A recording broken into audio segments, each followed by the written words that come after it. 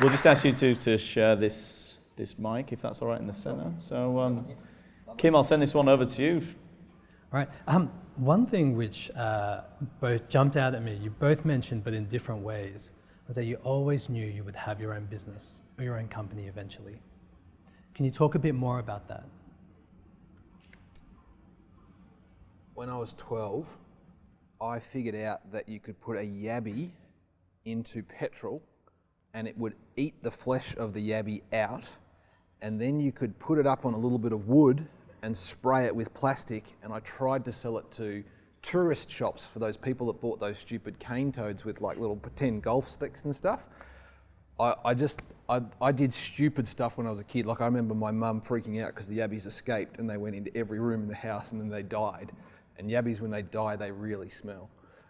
So yes, I just enjoyed trying to do stupid stuff like that when I was a kid. And I think my dad was pretty cool because he never told me they were stupid ideas, even though they were ridiculously stupid. That's very nice, I actually like that. For me, the experience is that, I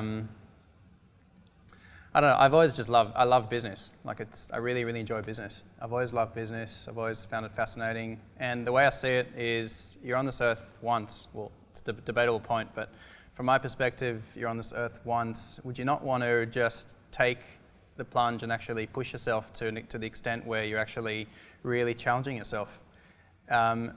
It's rare to find jobs that really challenge you and push you to whichever way you want to be pushed.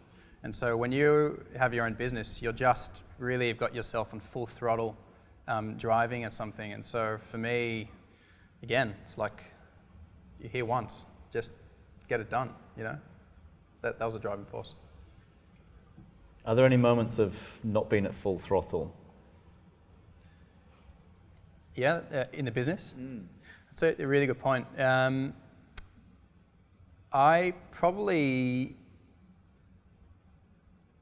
There have been times in the business where I've actually found it almost a bit overwhelming sometimes.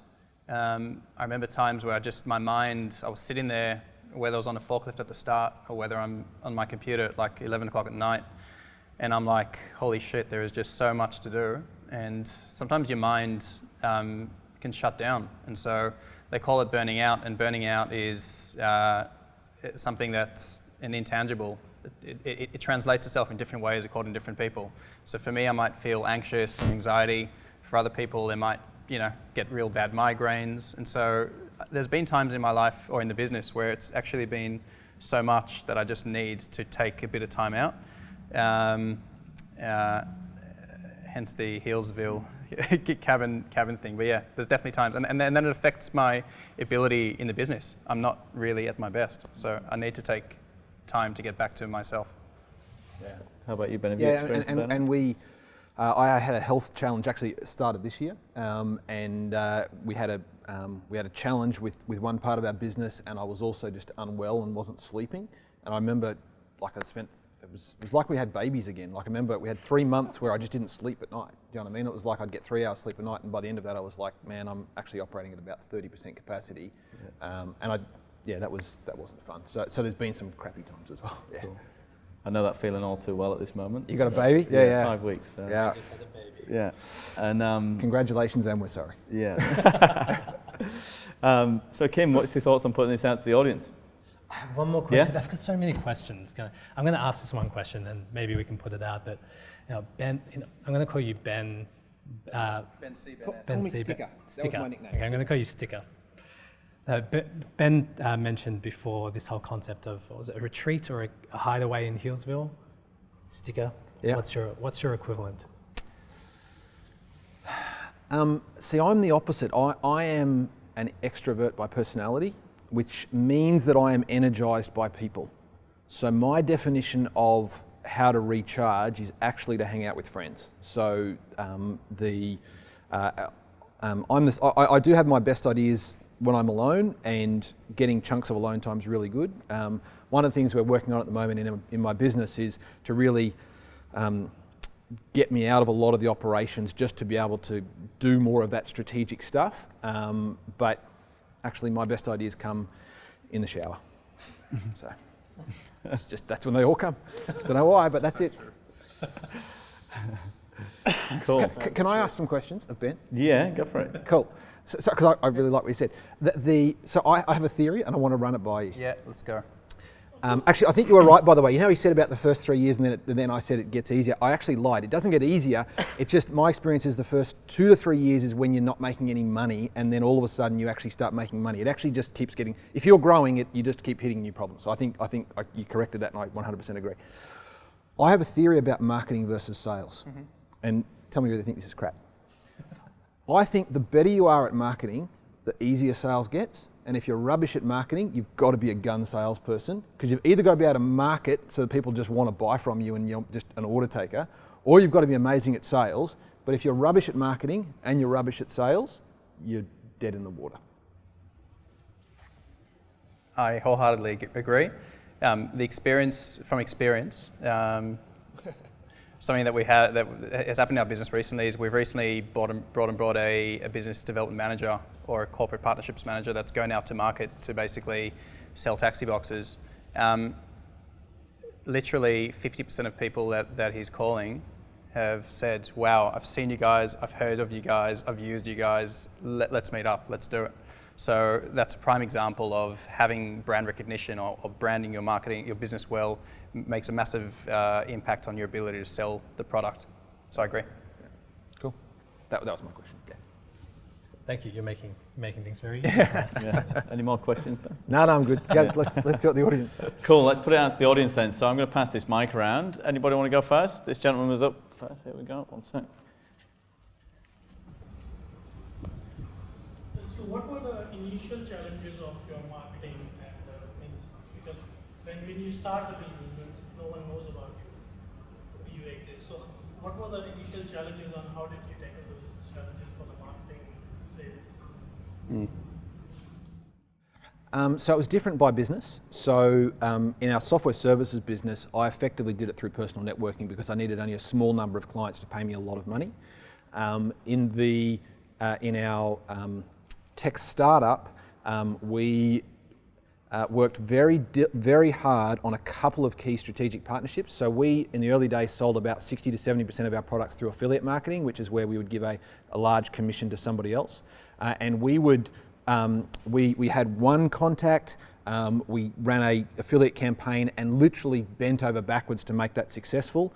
I'm talking like we worked through the night and people lost all track of time and day in the weeks before it.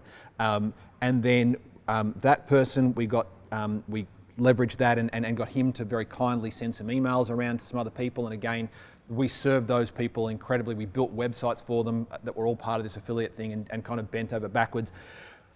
And then we played to people's pity, which was, I remember getting on the phone to this guy because this is the second partner we'd worked with in the US. And I said, look, we've had this great experience with you. I think he made $100,000 out of the promotion or something else. And I said, can I just talk to you? I said, we're just 3 young guys having a crack. So it was myself and a couple of guys working with me. And I said, you know, anyone that you could help us out with, anything you do would be fantastic. And really played that open card of, hey, we're just having a go at this, can you help?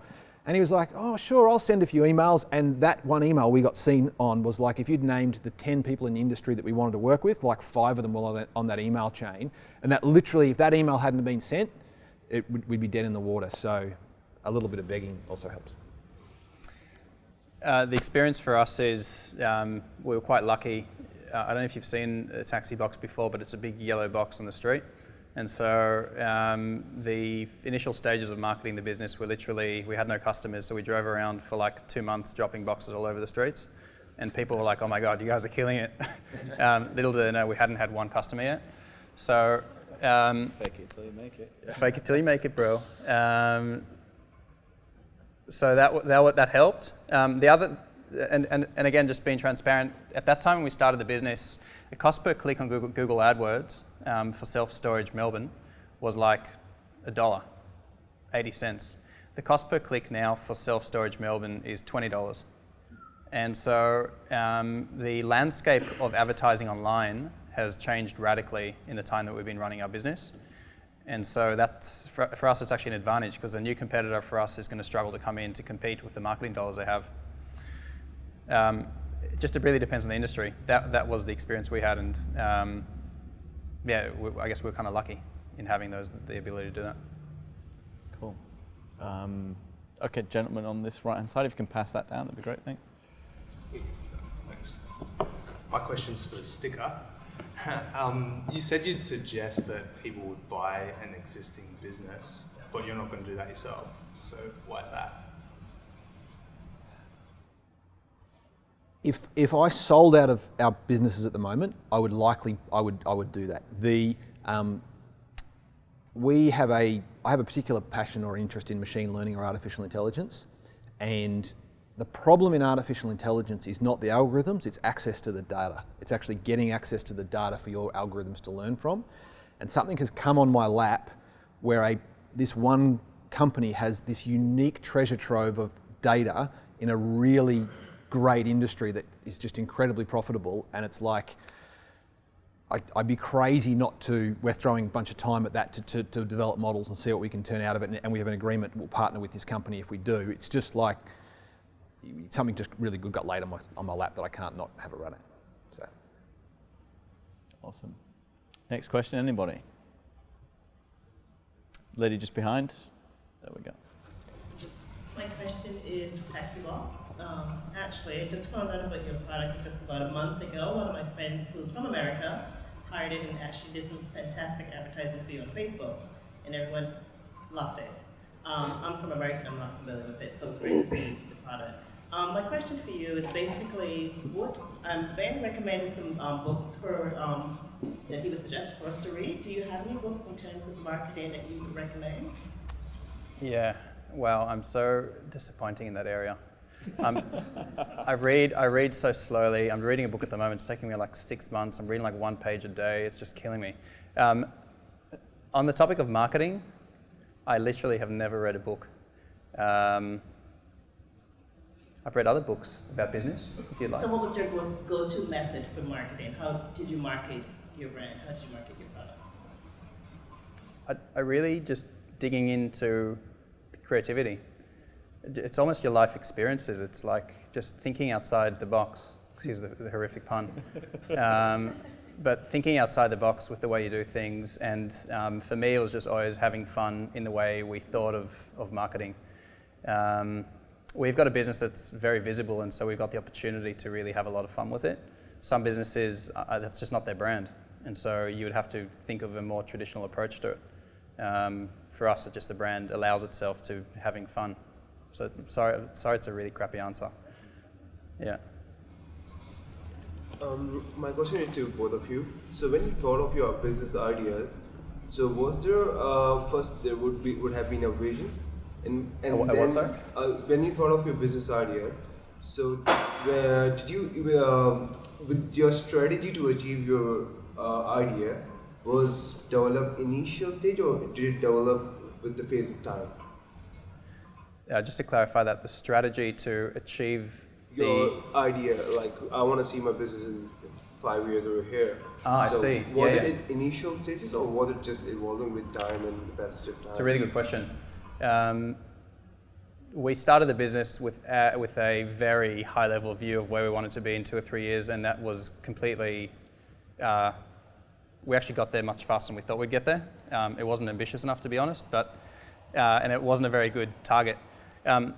We've been running out for 7 years, we only went through a full strategy review of our business about 2 years ago, and we went through a really interesting exercise of saying, what is it that actually makes us happy in ourselves, and what are the things that what are the targets we want to hit in 5 years' time? And it just allowed us to sort of dream really sky high as to what are the things that drive us.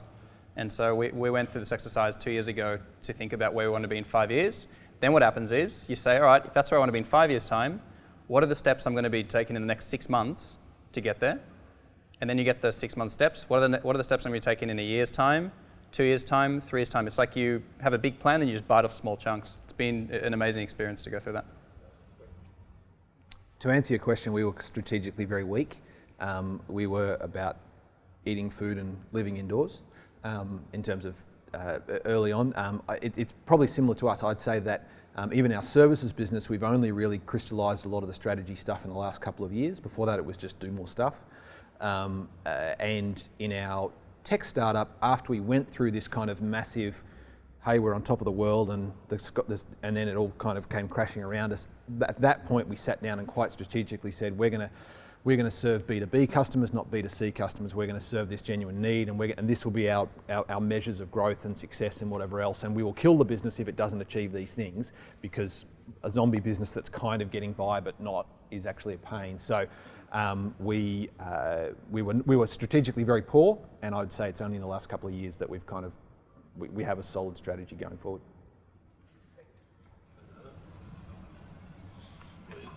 How's it going? I just wanted to know, Taxibox here, how did you balance social life and then also like starting up a startup? Yeah. Because for me at least, I don't have too many people that are like starting up any companies or businesses around me, and I just wanted to know how you did it. Yeah, cool.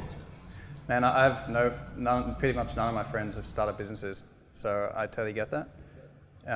Is the question, how did you kind of manage that, basically? Manage not having business contacts around you or networks around you? Yeah. Or business friends? Yeah. I've got a business partner who's equally as loves business like me, so that really helped.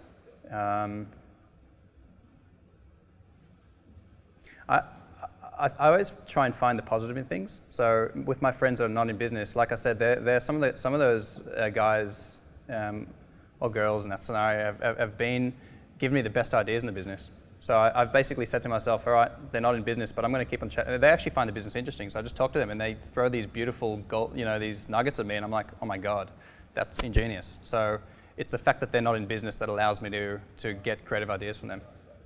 Is that helpful? I'm sorry. Yeah. No worries. On the same front, I grew up in a very academic family, and so there was almost apart from my dad, there was almost a social pressure of why you're not striving for an academic or a similar style career. I've got a partner in one of my businesses who's been fantastic along those lines. EO's been great from that perspective, but it was tough in the early years not having that, and having a couple of, like, I now pay for a mentor, a guy who runs a firm similar to one of ours that's 5 times the size, and having those people has been great in our world.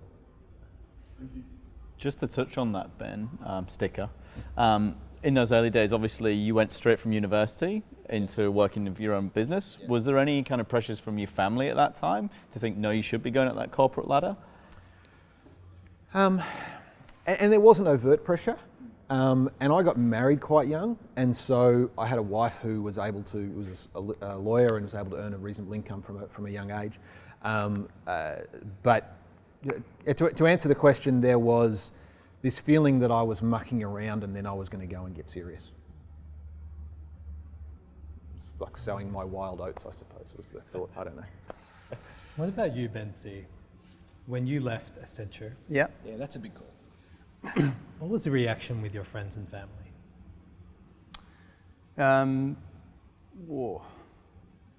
I actually loved Accenture. I had a great time there, and they sent me around the world with them. It was an amazing job. I was there for 2 years. So when I left, I think the company, I remember the partner at the firm was like, I can't believe you're actually leaving. You've just been having this great time here. My dad said to me, my parents kind of believed me, so they just said, I don't know why you're doing this, but you got to do it, so just get it done, that's fine. And yeah, my friends were they didn't understand it. I don't know, I think for me, you know what you need. If you really trust your gut instinct, we all have a very strong feeling in our gut as to who we really are and what we need to do in life. It gets clouded by expectations of what we should or shouldn't do. I think that trying to really be in touch with your gut feeling as to what your calling is or what you need to do is a very powerful thing. It's a very hard thing to do because there's so much noise around us. So when I haven't trusted my gut in life, it's let me down. I know that. During those early days, there was a very strong gut feeling of, I need to get this done. I'm doing it. Doesn't matter what everyone else is saying to me. Yeah. Awesome. Gentlemen. I have a question now. Cheers. So, about your gut feeling, I'm really curious. Do you have a distinguished feeling when it is your gut talking to you, and when it is just like I'm having a hard time understanding at the time. I can only know afterwards. It's like that was a gut feeling. Like, how do you distinguish those two? That was going to be my answer. The only way I know if I haven't trusted my gut feeling is if I haven't followed it and I've seen the repercussions of not following it. It's only later on that I realize it. How do you learn? No, because I know what you're saying. Again, it's probably not necessarily such a business discussion point, but the more honest you are with yourself, the more you trust yourself, the more you really understand your feelings and your emotions, the more you get in touch with what is right for you. It's an abstract concept. I'm learning myself about it. I've made mistakes where I haven't trusted my gut and it's bit me. So, yeah, it's tricky. It's tricky. Serpil? What are your views on mentorship? There's a lot of conflicting advice around whether you should pay for mentorship or just reach out to someone that you perhaps look up to or have been recommended to reach out to. This is a question for both of you. So I have people in my organisation that I employ that mentor me. And so that's my 2IC is just clearly more intelligent than me in a whole range of areas. And he has given me direct and I'm into kind of the whole Ray Dalio radical candor if you've read any of his material. And so I think at one level you can find mentors if you're humble and you actually acknowledge that regardless of how you came to be connected to a person, if they know something that you don't know, you can structure that and so we're quite clear about a lot of that stuff. I also have a mentoring relationship with a gentleman out of New Zealand who runs a very successful business, significantly larger than ours, and I knew of him and I pursued him, I chased him, I deliberately made it my goal to get to know this guy, and he didn't want to do it. It's not what he does for a living, and I gave him the pitch and I said it's going to be the easiest mentoring thing you're going to do. I'm going to pay you well, you're not going to have to work in with your time frames, you're not going to have to prepare, I'm going to come with a list of questions. And it is very specific to our industry and it's expensive, but it is gold because he's literally done all the stuff we're trying to do. And I'm thinking, I'm going to do this, this and this. And he's like, yeah, okay, but that didn't work for this reason, for this. And not everything he says is going to be true in my case, but it's 80% of it is.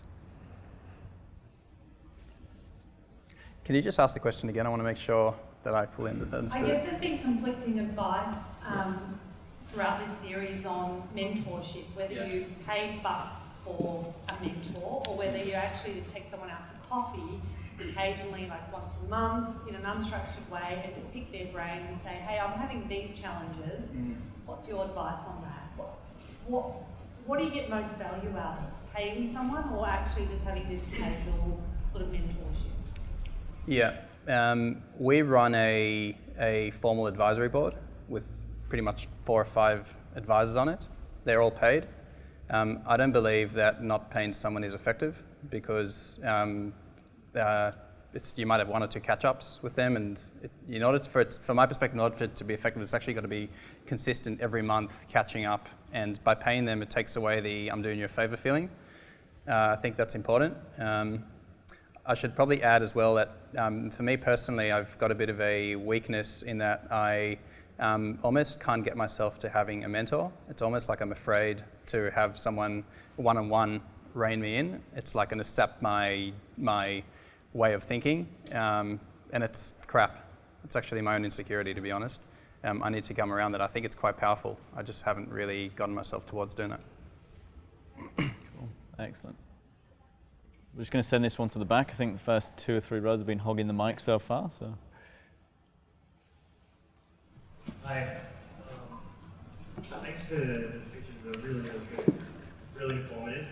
My question is, in terms of employing people, how do you go about that, especially in the earlier stages? And what do you look for in an employee? I hire on culture. I don't hire on skill. But what we're looking for in our business, I feel like we can train anyone up on it. The roles we've hired for have been pretty much, they haven't required much skill. If it's a role that requires skill, I still hire on culture. Skill secondary. You have to feel that person really gets you. There's got to be an interpersonal connection. So that's our number one rule around those things. So I absolutely hire for culture, and I think we've got ourselves in trouble when we haven't hired for culture. When you're hiring engineers, it is actually a very testable skill, however, and so we are able to, I can know whether someone can do that job at a technical level with reasonable skill. The greater challenge for us is hiring managers or project managers or people with those soft skills. A book I'd recommend on that is a book it's called Who by Jeff Smart. He runs an interviewing process that we've started using, and it is exhausting, but it's amazing. The 20-second summary of it would be, I would sit down and I would say, Kim, tell me about high school. Tell me about your grades. I would say, tell me about university, who are your key influences, tell me about your grades, tell me what your successes were. Tell me about each of the jobs. Kim, who was your supervisor? Oh, you worked for MYOB, and your supervisor was, what was their name? Tell me how you write Smith. And you literally get the names of all the people they've worked for, and all of a sudden, Kim's sitting there going, dear God, he's going to call all of these people, and I am. And what happens is when I start to say, okay, tell me about your wins, your losses, where it went well, what didn't go, Kim's bluntly honest, all the crap goes out the door. And then the one thing I'm looking for, and it's a grueling interview, it takes 4 hours and it freaks people out. But what it does do is you see, there's a strategy which is you look for people who thrived where they were planted. So my 2IC, before he worked for me, he worked at a call center. And it was a low-skilled job, but he ran the call center after 12 months. He then took a job in our tech support department as the lowest paid guy in the whole company, but he just kept growing, like in one of our startups, in our Samurai startup. And it was this thing of he just kept rising to the top of where he was. And when we found that people have this consistent history, even if they came from really disadvantaged backgrounds, of consistently rising to the top of where they were and then going somewhere else and rising to the top of where they were, that human pattern repeats itself, and the top grading process is the thing that flushes it out for me. Can I add one last point on that? I'm going to apologise if someone actually works in one of these companies. We've got a thing in our work. We love hiring people that worked at McDonald's. We love it. We don't hire people that worked at Telstra. Don't know why. That's just the way we work. It's a big thing for us. Thanks. Good job we didn't get them as a sponsor this year, wasn't it? Yeah, sorry. I hope that's not going to be played out. Yeah, thanks guys for your thoughts as well. It's really been really informative. Just wanted to get an understanding of what you guys did in your individual businesses when you first started in the first, say, 9 months, in terms of the customers that were right for you, and how you went about finding those customers and developing that relationship. First 9 months, how we found the customers. Yes. Yeah, pretty simple. We dropped boxes all over Melbourne, or particularly in a suburb, and Google AdWords, and just waiting for inbound calls. It was pretty unsophisticated, to be honest. I think we're pretty lucky. Yeah, we just I was doing software development first up, and so I just literally, it was through friends and networks that I started doing it. So it was all sort of word of mouth stuff. We've had good success with SEO and SEM, and continued referrals. That they are our three lead generation strategies that get the majority of our leads. Cool. Lady at the front. Whilst the mic's coming down, I'll just ask a quick question as well. So this is for Ben Taxibox, but you talked about some of the mistakes and errors from not trusting your gut. Do you have an example of one of the biggest mistakes that you've made? I actually have been really, again, this is just a shit response, but I've been really good at trusting my gut in business. I haven't at times been so good at trusting my gut in interpersonal stuff or in my life around certain things, and that's always, it's reflected on me. So,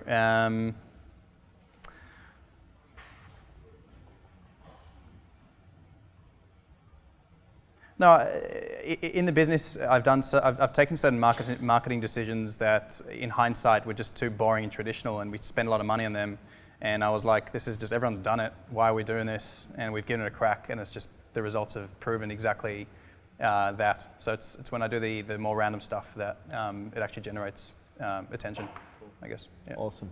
Okay, well, lady here. Hi there. Yeah, I was just had a question surrounding business partners. I know you both got business partners. At this stage, I don't have a business partner. I'm looking at doing my business on my own. But what's the advantages of having potentially a business partner? And I guess skill sets different. What are the pros and cons of having a business partner? Because I'm kind of considering, do I need one? You know, is it kind of a safety net, or what is? Can you tell me a little bit more about the business partner thing? Thanks. My business partner is smarter than me. That is an incredible thing.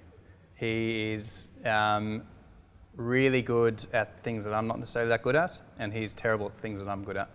So we complement each other. I trust him implicitly with my life. It's just like getting along with your wife or husband or partner. I really feel that I trust him, and we're on emotionally or mentally we're on a similar page. You know, we can raise things if there's issues. I'm like, man, I need to talk to you. I need to sit down with you and talk to you about stuff that's really bothering me. And he's there and he's listening to me. I think that's really important. If you're having someone who, you know, gets flustered, well, might get flustered easily or lose their temper really easily, you're going to lose your temper in business. It's going to happen. So you just got to be on the same page with them. Yeah. There's been interesting research into this. In the tech startup space, the highest rate of success in tech startups is 2 people, not 1, not 3, and it's people who've known each other for a lot of years. It's not people who've just recently met, because when you know someone for a lot of years, you actually go into it knowing their faults and you don't have unrealistic expectations of them. My business partner would not have been my friend in high school. We are just very different people. He's much more logical than I am, and I'm probably much more emotional than he is. I, similar to you, I trust him implicitly, but we are totally different personality types, which has been really good. I'm not an unstable person, but I think he is incredibly stable. Like, he's just that way inclined. So that's been good. The other thing that we did, and it's not for everybody, but I own, in one of the key businesses where I've got a partner, I own 51% and he owns 49%. And it was deliberately set up that way so that we were essentially sharing the money 50-50. But I said to him, I just want to know that actually if a decision has to get made, and I don't want to ever get to the point where there's true gridlock. Now, we've never actually called on that. I've never had to say to him, I'm pulling rank. But it was kind of like, we agreed from day one that I would be the CEO, I would wake up every morning and drive it, and he would be the technical lead, and he would wake up every morning and drive quality. And we knew where the boundaries were, and anyway, it's worked well. If I can add one thing, my feeling is if you're in business with someone and you've brought out your shareholders agreement or you've gone into a gridlock scenario, it's finished from my perspective. If myself or my business partner were in that scenario, I would walk. It means that we've really, the relationship has been eroded so much that it's got to that stage. Awesome. Guys, we're coming towards the end, so if there's maybe a question or two still to go, that'd be fantastic. Otherwise, we'll maybe wrap it up with Kim with a final question, maybe. Yeah, we usually ask if you could go back in time and tell yourself one thing, what would it be? But I'm going to change it up this week. We both talked about your concept of Healesville, the cabin in the woods. You talked about the shower. It's very visual. Just imagine. Yeah. It's not a good picture. What has been your most memorable idea that you've had when you were in that situation? Memorable. Most creative idea. Oh, no. See, here's my problem. I think I actually can't think of one. It's more been... There are too many. No, it's more been, I'm actually quite conservative. Like, naturally I'm quite conservative, and I think I've had a lot of ideas of, actually, Ben, stop being a pussy and do that thing. Like, actually just pull your thumb out and go and have the guts to do that thing. Is more like, actually, Ben, you're just being a coward. You need to just shape up and go and do that thing.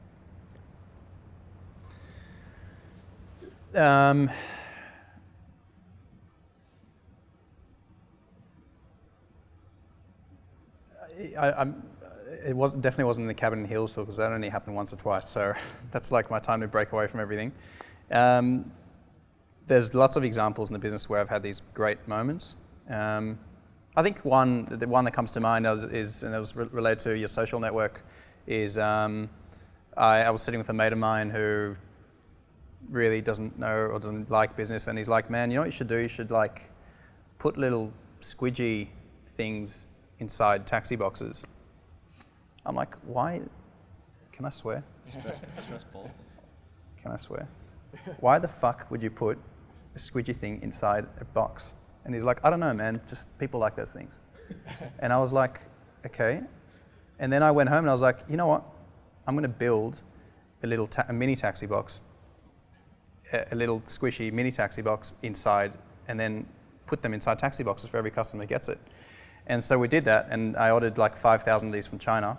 And I was out at the park in St Kilda in the Botanical Gardens, and someone was like, oh, you know, what do you do for work? And I was like, oh, I run a storage business. She's like, oh, wow, which one? I was like, oh, taxi. So she says to me, what do you do for work? I was like, oh, I run a business called Taxibox. And she says to me, oh, the stress ball company. And I was like, what? And she's like, we've got the stress ball that's sitting in our house, and everyone is throwing this thing around, and we just love it. And that was like the win. So, and I see these things on Instagram all over the place. It's just a random idea from a mate of mine who didn't understand the context of it. It was great. Awesome. Great way to end. Okay, guys, so I'm going to ask you to have a round of applause for our guest speakers this evening.